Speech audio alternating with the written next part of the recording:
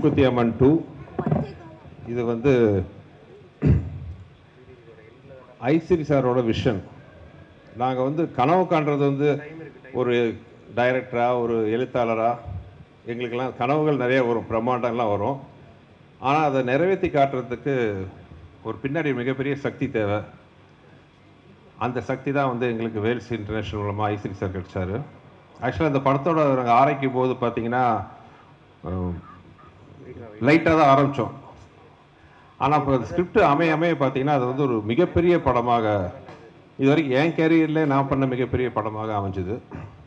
Hopefully இந்தியாவின் மிகப்பெரிய படங்களில் ஒன்றாக இது அமையுங்கிற நம்பிக்கை எங்களுக்கு இருக்குது. ஸோ கற்பனை பண்ணுறது ஈஸி, ஆனால் அதுக்கான பட்ஜெட் அது வரும்போது வந்து நாங்களே யோசிச்சோம். ஐசிரி சார்ட்ட தயங்கி தான் அந்த லைனை பேசினேன். பார்த்தீங்கன்னா எங்களோட டபுள் மடங்கு அவரோட உற்சாகத்துக்கு இந்த பூஜையை பார்த்தாலும் உங்களுக்கு ஒரு எங்களோட 2 மடங்கு வந்து இந்த படத்தில் ஆர்வமாகி நாங்கள் நினச்சதை விட பெருசாக நீங்கள் பண்ணணுன்ட்டு எல்லா வகையிலையும் ஊக்க கொடுத்த ஐசிரி சாருக்கு என்னுடைய மனமார்ந்த நன்றியை தெரிவிக்கிறேன். அப்புறம் இந்த படத்தோட ஸ்டார் காஸ்ட் எல்லாமே பார்த்தீங்கன்னா எங்களோட ஃபர்ஸ்ட் சாய்ஸாக நான் யார் நினச்சனோ எல்லாமே அது பை காட்ஸ் கிரேஸ் எல்லாமே அவங்க கிடச்சாங்க. ஸோ இப்போ இந்த படத்தோட ஸ்டார் காஸ்ட் உங்கள் முன்னாடி அறிமுகப்படுத்துறதுல எனக்கு ரொம்ப சந்தோஷம். முதல்ல இந்த படத்தில் வந்து மூக்குத்தி அம்மனுக்கு ஈக்குவலாக அந்த அம்மனுக்கு ஈக்குவலாக நிற்கிறதுக்கு வந்து 2 பவர்ஃபுல் கேரக்டர் தேவை. அதில் வந்து மெயினாக அந்த ஹீரோயின்ஸில் வந்து ஒரு பவர்ஃபுல்லான ஒரு அழகு மட்டும் இல்லாமல் ஒரு பர்சனாலிட்டி இல்லாமல் மட்டும் இல்லாமல் ஒரு நல்ல திறமையான ஒரு ஆர்டிஸ்ட் எங்களுக்கு நான் நினச்சோம். எனக்கு மனசில் முதல்ல வந்து ஆர்டிஸ்ட் அவங்க தான். அவங்க சின்ன தயக்கத்தோடு அப்ரோச் பண்ணோம். பட் எங்களோட ஒரு ஆர்வமாக டிஃப்ரெண்ட்டான கேரக்டர் கண்டிப்பாக பண்ணுறேன்ட்டு இந்த படத்துக்கு முதல் சைன் பண்ண artist miss Regina, please come to the stage. அதுக்கப்புறம் ரொம்ப நாளாக எனக்கு பிடித்த ஒரு ஆர்டிஸ்ட் பாபு. என்னுடைய ராசியான ஒரு வில்லன். அரண்மனை 4ல் வந்து டைரக்ட் பண்ணி நடித்த என்னை விட அதிகமாக கஷ்டப்பட்டு சண்டை போட்டு உடம்பெல்லாம் காய ஏற்படுத்தணும், முகத்தை சுளிக்காமல் நடித்து ஒரு பெரிய வெற்றியில் எனக்கு உறுதுணையாக இருந்த திரு ராம் அவர்கள். என்னுடைய உதவியாளராக ஒரு முன்னணி காமெடி நடிகராக உயர்ந்து அது மட்டும் இல்லாமல் ஒரு பயங்கர கேரக்டர் ஆர்டிஸ்டாக நடித்து கலக்கிட்டு இருக்கிற அன்புக்குரிய என் தம்பி சிங்கம்புலி. அப்புறம் டெக்னீஷியனாக பார்த்தீங்கன்னா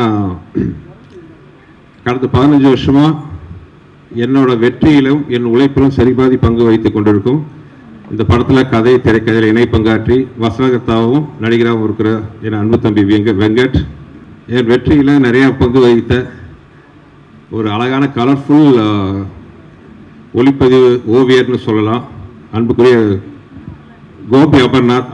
அப்புறம் எல்லா காலத்துலேயும் எப்பவுமே நான் இருந்தால் கண்டிப்பாக இவர் கூட இருப்பார். உதவி இயக்குனர் கதிர் இயக்குனர் ஆகிட்டார். இந்த படத்தில் வந்து எனக்கு துணையாக உதவி இயக்குனர் ஒர்க் பண்ணுற கதிர். அப்புறம் நிறைய டீம் இருக்காங்க, இன்னும் நடிக்கிற ஆர்டிஸ்ட் நிறைய பேர் இருக்காங்க. வந்தவர்கள் யாராவது விட்டுருக்கு நான் இங்கே இருக்கிறவங்க அபிநயா முக்கியமாக ஒரு தன்னோட அழகான உருவத்தால். அப்புறம் திரு இனியா அவர்கள் ஒரு சிறந்த நடிகர், வெற்றி படங்களில் பல பங்கு பெற்ற திரு அஜய் கோஷ் அவர்கள். மைனா நந்தினி எப்பவுமே லாஸ்ட் மினிட்ல தான் என் படத்தில் நடிக்க வருவாங்க. ஸோ அந்த மாதிரி இந்த படத்தில் கொஞ்சம் அட்வான்ஸாகவே சொல்லிட்டோம்.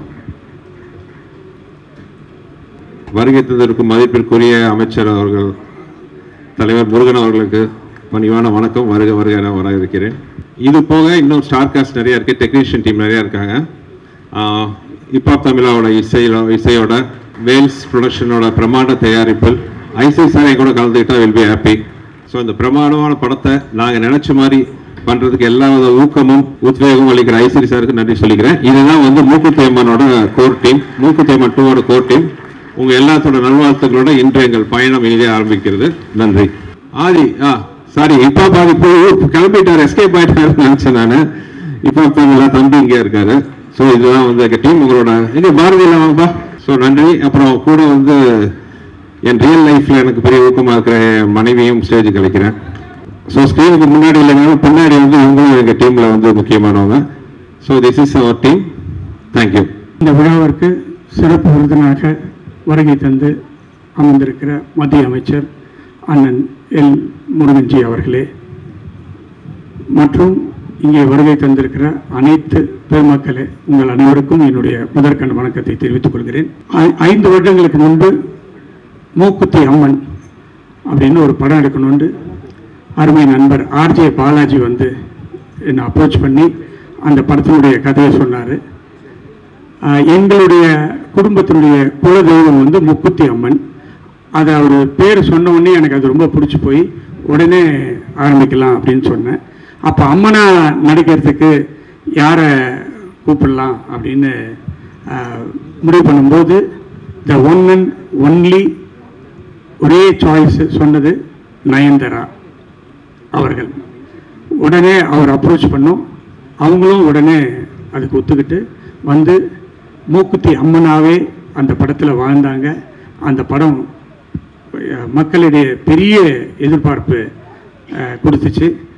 அந்த படம் அடுத்து ஒரு 5 வருடங்கள் ஆயிடுச்சு. அதுக்கப்புறம் நானும் அம்மன் படம் ஏதாவது வரும் அப்படின்னு பார்த்துட்டு இருந்தேன். வர மாதிரி இல்லை. பேன் இந்தியாவாக ஒரு படம் பண்ணணும். அம்மன் படம் எதுவுமே வரல, இங்கே இந்தியாலேயும் வரல, எதுலேயுமே வரல.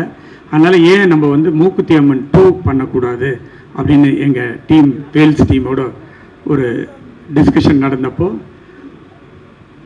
இந்த ஃப்ரான்ச்சைசி அப்படின்னு அம்மனுடைய ஃப்ரான்ச்சைசி யாரை வச்சு இதை டைரக்ட் பண்ணலாம் அப்படின்னு நினைக்கும்போது the one and only Sundar C sir தான் இந்த படத்துக்கு, அதாவது அவர் இப்போ வந்து அவரை வந்து ஃப்ரான்ச்சைசி கிங்குன்னே சொல்லலாம். ஏன்னா அரண்மனை அண்டு கலகலப்பு இதெல்லாம் 5, 6 அப்படின்னு எடுத்துகிட்டு போயிட்டு இருக்காரு. அதுவும் எல்லாமே வெற்றி படமாக எடுத்துகிட்டு போயிட்டுருக்காரு. ஸோ உடனே அவரை போய் அப்ரோச் பண்ணி இந்த மாதிரி சார் மூக்குத்தி அம்மன் 2 பண்ணணும் அப்படின்னு கேட்டேன். உடனே எனக்கு ஒரு 1 மந்த் டைம் கொடுங்க அப்படின்னு சொன்னார். 1 மந்த் முடிஞ்சு ஒரு ஸ்கிரிப்டோடு வந்து ஒரு 3 மணி நேரம் நரேட் பண்ணார். நான் இது வரைக்கும் அந்த மாதிரி ஒரு கதை கேட்கல. ரொம்ப பிரமாதமாக இருந்துச்சு. உடனே சார் நான் நயன் மேடம் கிட்ட பேசிடுறேன், அவங்க டேட் எப்போ கொடுக்குறாங்களோ அப்போ போயிடலாம் அப்படின்னு சொல்லி அது ஒரு சார் சொல்லும்போதே வந்து சார் இதை ஒரு சின்ன படமாக பண்ணால் சரியாக வராது சார், இது ஒரு மிகப்பெரிய படம், பேன் இந்தியாவா ஹிந்தி தெலுங்கு கன்னடம் எல்லாத்துலேயும் சேர்த்து பெருசாக பண்ணணும் அப்படின்னு சொன்னார். நானும் ஓகே சார் அப்படின்னு சொல்லி பட்ஜெட் என்னன்னு கேட்டேன். 3 விரலில் காமிச்சார். 3 டிஜிட்டில் தான் சார் இதை பண்ணணும், இல்லைன்னா பண்ண முடியாது சார், அப்போ தான் இது நல்லாயிருக்கும் அப்படின்னாரு. அவர் மேலே எனக்கு ரொம்ப நம்பிக்கை இருக்குது. நிச்சயமாக ஒரு நல்ல படத்தை கொடுப்பாரு, ஒரு பேன் இந்தியா படம் வரும் அப்படின்னு. ஓகே சார் அப்படின்னு அந்த இது வந்து அவர்கிட்டயே ஒப்படைச்சிச்சு. ஸோ இந்த ஃபுல் படத்தையும் அவரே தான் தயாரிக்கிறாரு. ஸோ நான் வந்து ஒரு பேர் மட்டும்தான். ஸோ இந்த படத்தில் டெக்னிக்கல் ஆகட்டும், பட்ஜெட் ஆகட்டும், விஷுவல் ஆகட்டும், எல்லாமே வந்து எக்ஸ்ட்ராடினரி தியேட்ரிக்கல் எக்ஸ்பீரியன்ஸாக நிச்சயமாக இருக்கும். அதில் எனக்கு ஒரு பெரிய நம்பிக்கை இருக்குது. இந்த படம் வந்து பூஜை இந்த அளவுக்கு பண்ணியிருக்கோம். நிச்சயமாக படத்தை இதோட பெருசாக பண்ணுவோம். ரிலீஸை அதுக்கு மேலே பேன் இண்டியாவில் வேர்ல்டு வைடு பண்ணுறதுக்கு எல்லா வேலையும் பண்ணிகிட்ருக்கோம். முக்கியமாக இந்த படத்தில் வந்து நயன்தாரா மேடம் பற்றி நான் சொல்லி ஆகணும். அவங்க கிட்டத்தட்ட 1 மாதமாகவே விரதத்தில் இருக்காங்க, அம்மனா நடிக்கணும் அப்படின்னு. அதே மாதிரி தான் அவங்க வந்து மூக்குத்தி அம்மன் 1க்கும் அந்த மாதிரி தான் விரதம் இருந்து நடித்தாங்க. இப்போ 1 வாரமாக அவங்க மட்டும் இல்லை, அவங்க வீட்டில் அவங்க குழந்தைங்க எல்லாமே விரதத்தில் இருக்காங்க, இப்போ வந்துக்கிட்டே இருக்காங்க. ஸோ உண்மையாகவே இந்த படத்தில் அவங்க ஒரு அம்மனாவே வாழ போகிறாங்க அப்படின்றதான் நான் சொல்லணும். அவங்களுக்கு இந்த கதை ரொம்ப பிடிச்ச கதை, ரொம்ப இன்ட்ரெஸ்டிங்காக இருக்காங்க இந்த படத்தை பண்ணுறதுல.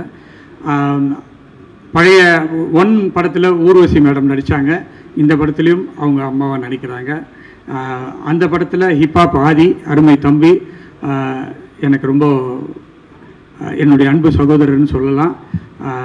அவர் தான் அந்த ஃபஸ்ட்டு படத்தை மியூசிக் போட்டார், சாரி போடல. அரண்மனை போட்டார், அரண்மனை 4 போட்டார். அந்த படம் மிகப்பெரிய வெற்றி.